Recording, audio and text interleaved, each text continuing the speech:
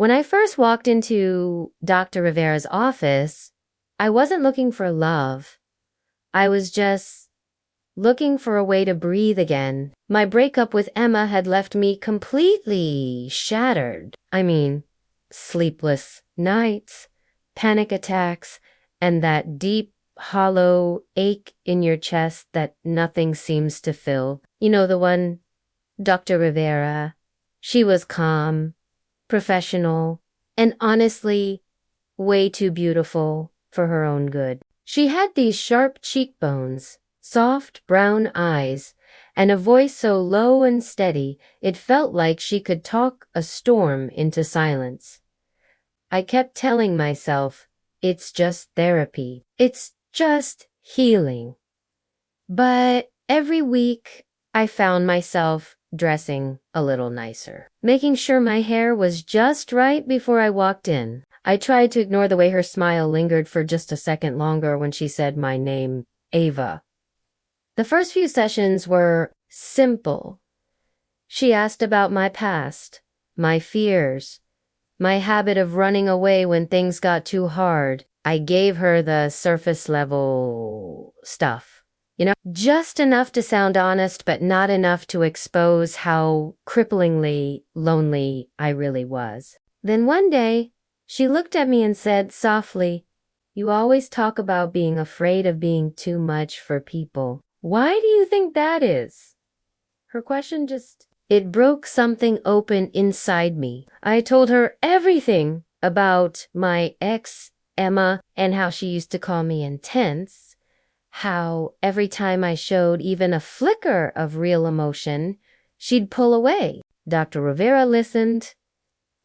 She really listened. When I finally looked up, her eyes weren't clinical anymore. They were just kind. For the first time in my life, someone wasn't telling me to tone it down.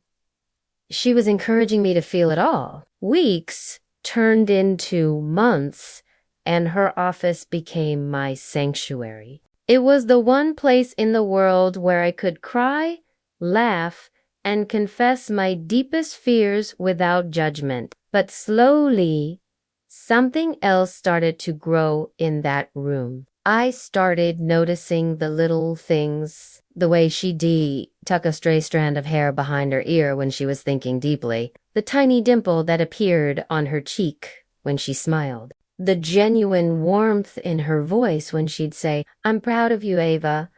One day, after a particularly rough session where I'd completely broken down, I just stayed seated long after the timer buzzed. She didn't rush me out. I finally managed to whisper, "You always make me feel like I matter." Her lips parted just slightly, and she said, "That's because you do." The air between us felt charged.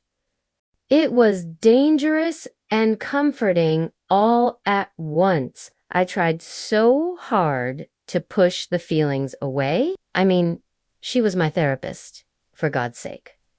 Those boundaries exist for a very good reason. So I started missing sessions, making excuses that I was too busy. But the truth was, I couldn't handle how much I wanted her. After a month of avoiding her and myself, I finally went back. I sat down on that familiar couch, and before I could lose my nerve, I just blurted it out. "I think I'm in love with you." Her eyes widened, and the silence that followed was deafening. My heart was pounding like I'd just confessed a crime. But she didn't scold me. She didn't laugh. She just looked at me and said quietly, "That's a very brave thing to admit."